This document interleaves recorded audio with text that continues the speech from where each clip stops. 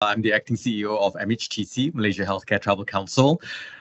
Firstly, thank you so much to Compass, Ms. Aning, for being here today and conducting the interview.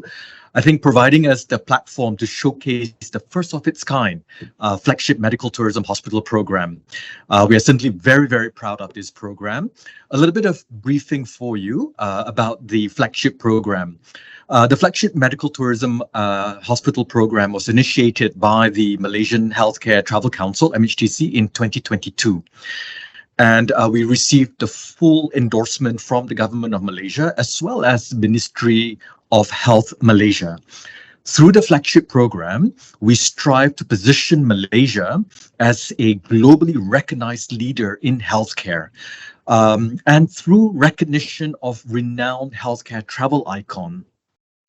So MHTC has partnered with the likes of IQVIA and Joint Commission International, which is JCI, to drive this collaborative effort and co-develop a very stringent assessment framework that featured 51 perimeters across the three key pillars, which are medical excellence, service excellence, and international branding.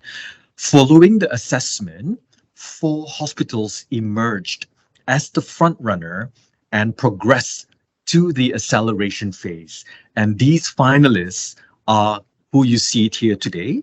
They include Institut Jantung Negara or the National Heart Institute. We have Island Hospital. We also have Mahkota Medical Center. And of course, we have Subang Jaya Medical Center. So with me today on the call, the 4 representatives of the 4 flagship finalist hospitals. They include Dato' Akmal Arif Muhammad Fauzi, who is the Deputy Group CEO of the National Heart Institute. We also have Ms. Lim Koi Ling. She's the Chief of Staff of the Island Hospital.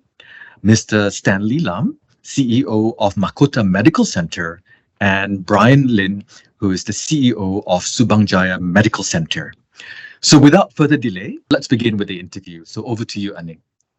Okay, thank you, Fariza. Hello, everyone. It's really good to see you all today. First of all, I want to say congratulations for the flagship medical tourism hospital, Malaysia Healthcare. I do really appreciate this initiative. It's a really good journey, big step for the long, good journey. Also, congratulations for the Institut Jantung Negara and then Subang Jaya Medical Center, Mahkota Medical Center, and Island Hospital to become a finalist on this program.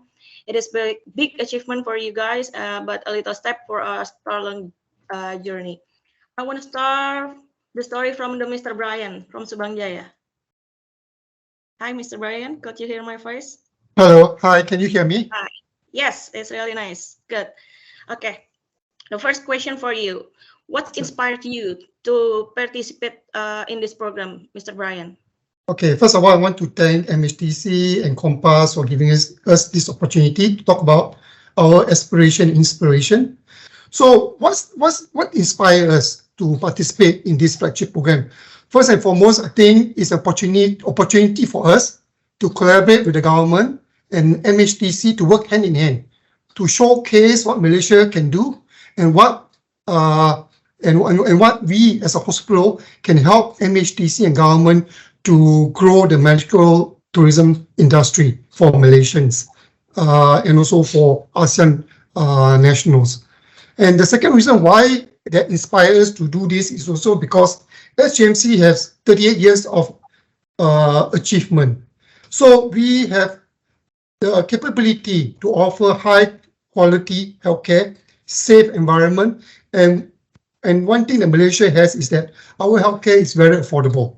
If you compare to our regions, our neighboring country, our healthcare is very affordable and is value-based.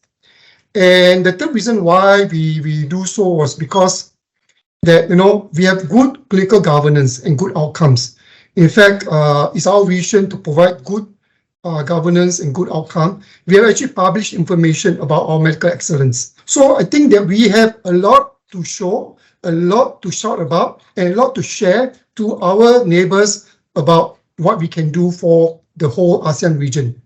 I think those are the 3 key areas that inspired us to pursue this roadmap along with our government. Okay, I hope that answered that question. Okay, thank you, Mr. Brian. Could we move to Mr. Stanley from Mahkota Medical Center now? Hi, Mr. Stanley. Hi, good morning. Hi, good morning. How are you? I'm good. Okay. I want to ask about there are three main pillars: medical excellence, service excellence, and also international branding. And how do you feel your hospital has fared in these three aspects today? Yeah, first of all, I would like to thank MHTC for organizing this event for us, right? So, indeed, right, all these while, if let's say you look at the vision of our hospitals, right, it's being the regional referral hospitals in South Asia region. This is crafted in our visions. So our vision has made us championing for being a referral hospitals. And if let's say you want to be a referral hospitals, definitely in terms of medical excellence, service excellence, and international branding, you need to be achieve certain parameters. So our hospital has been very focused in championing the medical excellence. As you know, recently we have just gotten our second JCI with re-accreditations. This is the first in the southern part. This is the first in Malacca. And not just that, we have just achieved the first CCPC program certifications from JCI. So this is the first time, ever any of our hospitals have achieved this certification. So in terms of service excellence, right, this hospital has been very patient-centric focused, right? And recently, just for your information, we have just embarked on our new fully EMR systems, in which it is a full CPOE, full EMR, and it's a paperless system throughout the hospitals. And I just want to let you know, right, the good part is that we have 100% adoption rate from all our doctors, and all our doctors are applying the EMR. It shows that, they are concerned. It's also similar with us, patient-centric focus. On the international branding wise, right, so we have done a number of CSR projects, not just in Malaysia, but also in Indonesia. Just for your information, when we did our run in Indonesia before COVID, even the governor of the Riau area attended our event. This is one of the international branding that we have done. And of course, the hospital has been very consistent in gaining international recognitions on being a medical tourism hospital for consecutive a few years. It shows our focus in medical tourism. And indeed, we have been one of the pioneers who drive medical tourism since 1998 until to date. Thank you. Yeah, that's all from us. Okay, thank you, Mr. Stanley. It's really nice talk. So I'm now going to Miss Coiling, right? Am I correct? Yes. Okay, yes. hi. Really nice to meet you today. Hi. Okay, I want to ask, how have the assessment by the joint GCI and IQVIA and your understanding of how to transform your hospital to better meet the evolving needs of patients?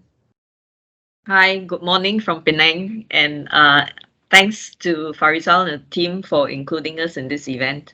So as an early adopter and I would say a market leader in medical tourism, we have heavily invested into growing and developing our infrastructure and expertise to meet the needs of both our local as well as our international patients.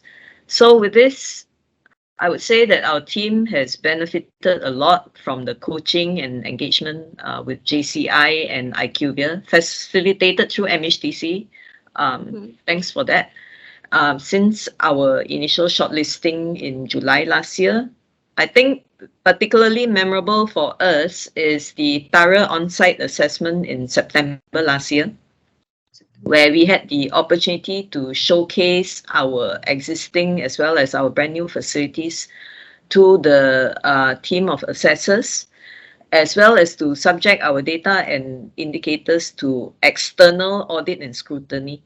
I think for me, the highlight of the session and assessment was for JCI and IQVIA to directly interact with our patients, doctors, as well as our staff from all levels. It was a golden opportunity for us to get independent and unbiased feedback on where we are and where we can improve on. with almost 1,000 healthcare travelers visiting our hospital each and every day, we recognize the importance of proactively auditing and monitoring our service performance, and of course to evolve together with our patient expectations for better clinical outcomes and for a better experience. So since then, I think we've had many opportunities to interact with MHTC, JCI, and IQVIA through this flagship program. And I think this will actually help us enhance and accelerate our organizational learning and maturity. And of course, we look forward to learning from the best in the business. Thank you. Thank you, Ms. Guy. Okay, Farizal, now I want to ask Dr. Dato Amal, right? That's from correct. the- Yes. Okay. Hi, Hi. Mr. Dato Amal from Institut Jantung Negara. Okay, I want to ask you about what is your anticipated outcome of participating in this program? Okay. So again, good morning, everyone. And just like what has been mentioned, we are indeed thankful and honored to be part and parcel of this national agenda, being the 4 finalists in the medical tourism flagship program. We are also into this spirit of transparency and openness, meaning that if we are constantly audited, let's say by accreditation body, as well as, let's say, in the current program of medical tourism, what better way than, okay, let's say if we are good, let's open ourselves and be audited and be subject to certain criteria or parameters, and see what better way we can improve and be more efficient and effective. So like any other organization, this program goes in line with our medium-term, long-term business plan in terms of trying to attract more patients to come to IJN as a medical tourism destination or medical tourism attraction. We can always say that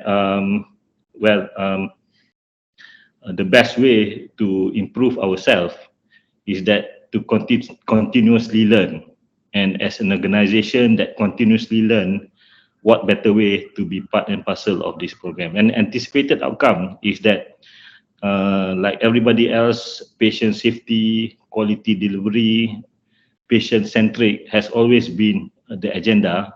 Hopefully, this is a journey that, number one, allow us to also continuously transform ourselves. Secondly, allow us to be when it comes to patient safety, patient focus, process improvement, etc. This indirectly motivates us to be better. And thirdly, offer Malaysia as an option.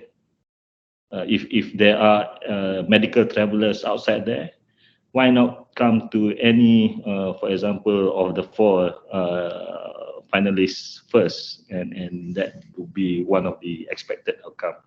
And what we would like to also see as IJN specifically is that we are able to offer the whole spectrum of heart care, and if we are able to also showcase this internationally, why not? So that would be some of those earlier thoughts of the anticipated outcome of this program. Thank you. Okay, thank you, Mr. Dato Akmal. It's a really good point here. Patient centric is a big agenda in this Yes. program. So I want going back to Stanley. Hi, Mr. Stanley. Okay. Mr. Hello. Stanley? Yeah. Okay. what are some significant priorities or target that have been identified in your hospital? And what are you doing to address this? Thank you for the questions, right? As what I have pointed out earlier, right? So in terms of the medical excellence side, of course, the hospital now, as I told you just now, right? So we have moving towards the team approach instead of just single approach. That's what a lot of our hospital does. That's where the COE concept comes in. That's where we have gotten the certification from JCI because of the team approach treatment we render to our patients. So moving forward, the single approach kind of treatment will be transformed to be more institutional, more group-based treatments, so that the patients not only get best advice from the doctor itself, but instead getting the advice from a team of experts in different disciplines, such as such as dietitian, all those people are involved in delivering certain sort of treatment to the patients. That's one thing. The other thing also, because the hospital is gaining a much more stronger skill set, and as a result of that, right, the hospital will continue to focus in more complex surgery going forward, and transplant is one of the things that is a focus of this hospital. So I think we are in the midst of talking to MHTC and MOH to see how we can open it up and also provide these services to our foreign patients, especially the Indonesian patients as well. And the priority of the hospital, apart from all these medical excellence, also the markets, right? So naturally, we have been doing so much good works, right? And of course, we have a lot of Indonesian patients coming to our hospitals, but we would like to expand our presence to other markets as well. And this is very much aligned with our flagship programs, right? With which we also need to develop other markets, right? So the hospital also put other markets in our priority list, such as Bangladesh and Indochina as well, right? That will actually add sort of the presence of the hospitals. So the second priority that the hospital is currently doing, we have initiated of a lot of many more digitalization initiatives. We want to capitalize on the digitalization to be the enabler for us to be more patient-centric. And one of the priority that we have set is that the hospital is moving towards a smart hospital. So eventually, our nurses will be able to provide more focused services to our patients. Last but not least is the brand refreshment that we're going to do, because we are embarking on this roadmap at this moment. And being a 30 years hospital, it's timely for us to do a brand refreshment. So we are in the midst of doing that, so that we have a better sort of branding value, in the eyes of our new customers. So the hospital is committed to invest in the next 3 years, right, to expand our capacity in that. So we are looking to increase to be a 500-bed hospital at least, and more in this 3-year time, so that we can continue to give the best services to our regional patients. That's all from me. Thank you. Okay, thank you, Mr. Stanley. I hope the target could be good. Okay, now I want to ask to wait a minute. Mr. Dato Amal.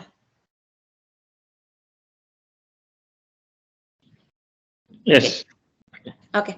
Where do you see your hospital in next 5 years? And how does the flagship program will help in achievement the 5 years aspiration? Okay.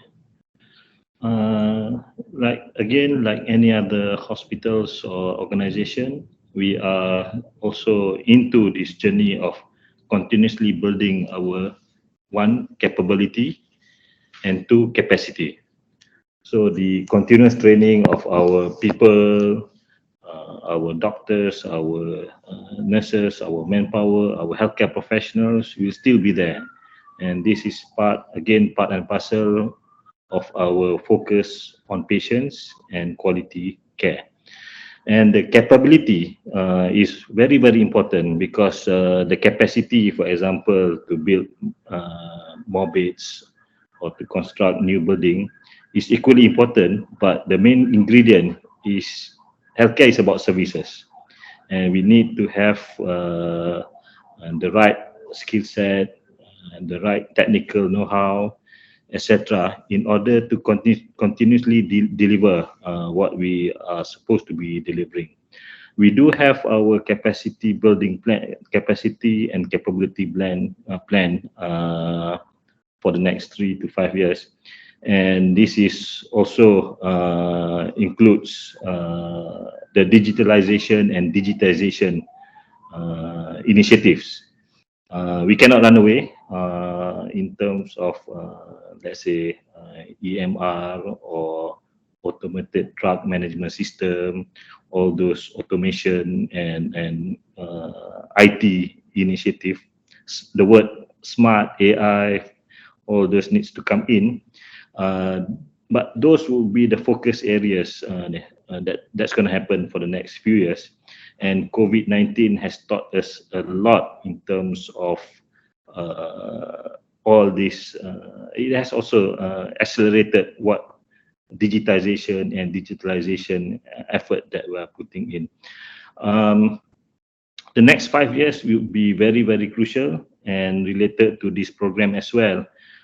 We hope to able to serve more and more of patients, including medical tourists, and we are giving attention, very special attention, to this flagship program that we are able to contribute to this national agenda, and we are able to provide options for the region medical travelers to come to Malaysia as a medical tourism destination, and hopefully with the standard of care, the competitiveness of pricing, and importance in terms of the quality, etc., would be one of those key ingredients where the peace of mind, the tagline of Malaysia Healthcare Travel Council, the peace of mind, would always be there for everybody to come and given attention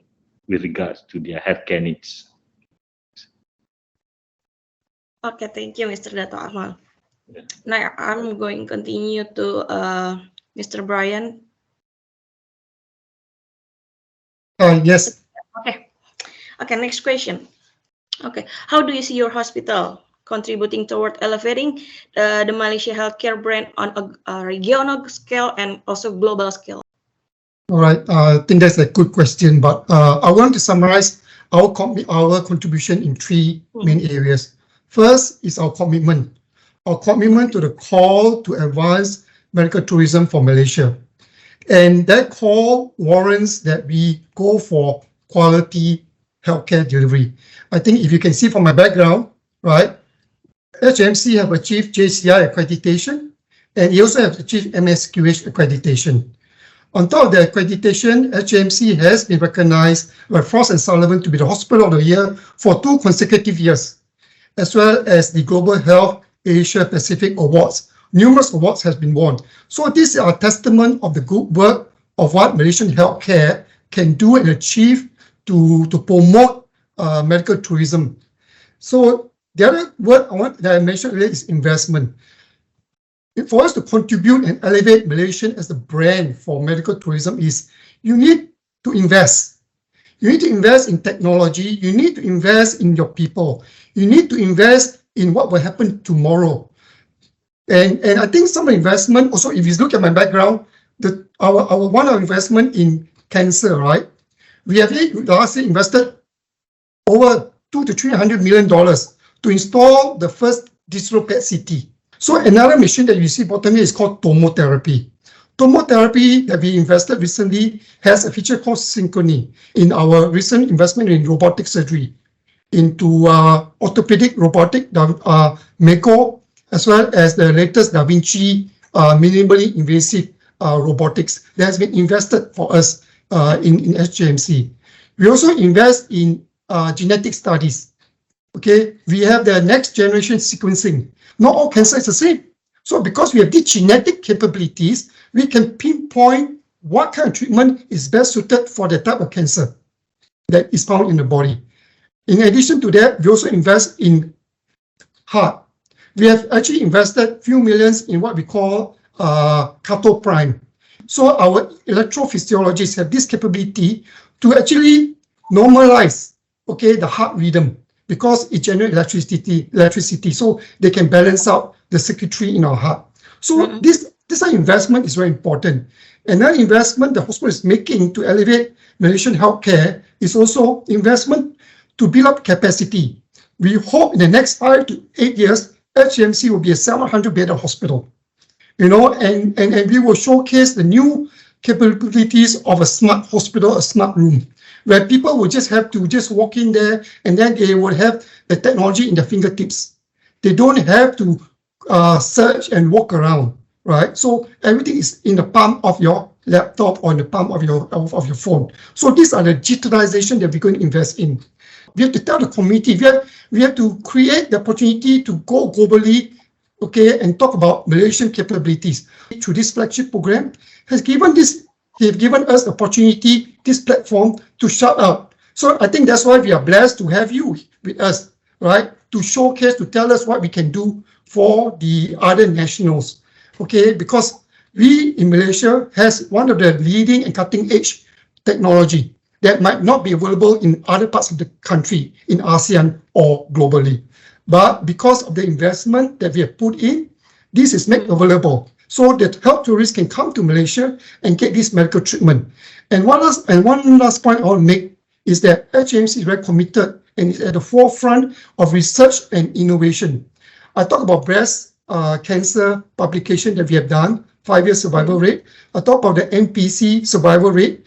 We have also working on papers to publish our survival rate on colorectal cancer.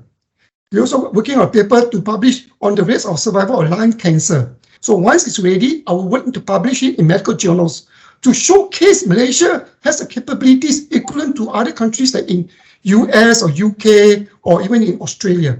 So these are the points I want to make, that we are committed, we will put in the investment, and we will actively promote our capabilities. Thank you. Okay, it's really thoughtful. Thank you, Mr. Brian, for the answer. And I want to the last question for Ms. Koiling. Hi, you still there? Thank you. Yes. Okay. How do you think it will be to integrate this flagship program through Malaysia in the future? And how beneficial do you think this will be for the country healthcare ecosystem?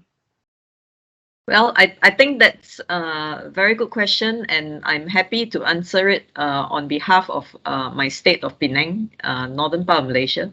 I think we have a lot of close collaboration with various stakeholders, including MHTC, our state government, tourism partners, airlines. So we estimate that in this year, the spillover effect of medical tourism to Penang will be in the region of 250 to 300 million US dollars. And I think that's very significant from all the various upstream and downstream economic activities.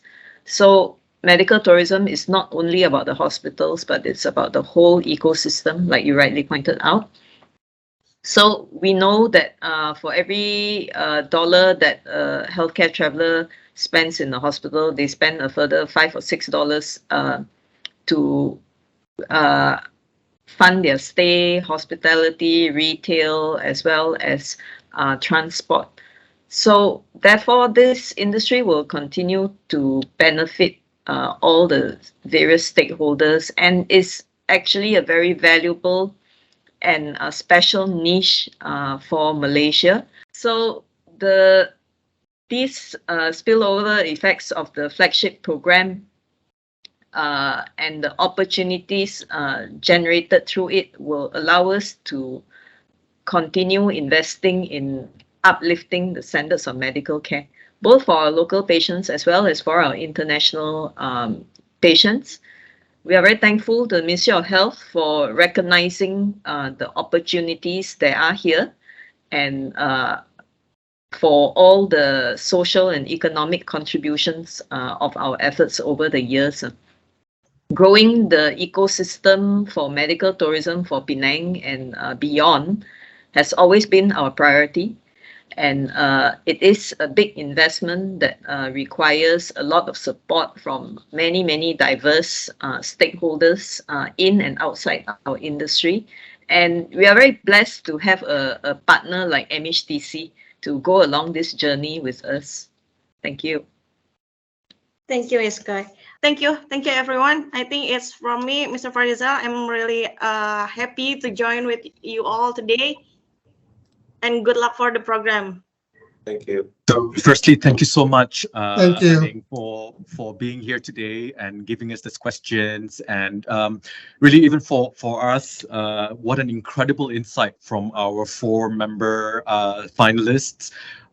We learned a lot about their vision, particularly taking us future forward, right, into 2025 and beyond.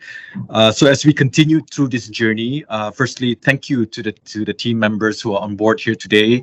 I think for us, every time we go into a discussion about where's the state of medical tourism and what can we do to facilitate this, we learn something new, and we're always pushing the boundaries of innovation and really the pace to make sure that Malaysia becomes a regional, if not global, healthcare tourism destination. So we would also like to continue to add that, should there be any future opportunities with Compass, please let us know. We'll be more than happy to contribute with our narrative, particularly from this program. And hopefully we will see more of our friends from Indonesia coming to Malaysia for treatment and seeking for alternative options here in Malaysia in one of our member hospitals who are here today as well. All right. So with that, I thank you everyone for this session. All right, we did. Okay, thank you so much. Thanks again. Thank you so much, NNTS. Thank you very much for having me. Yeah.